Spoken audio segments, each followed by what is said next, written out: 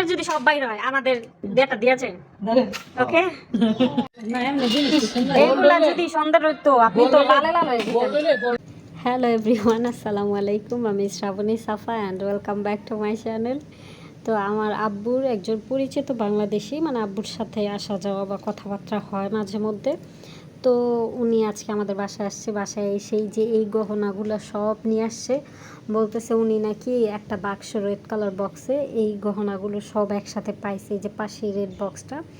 তো আমি দেখতেছিলাম সব খুঁজা, এটা দেখলাম যে খয়েরি কালার, এটা ভালোই। অ্যান্ড দেখে যতটুকু মনে হইতেছিল হিন্দু বাড়ির কারো হবে হয়তো বা।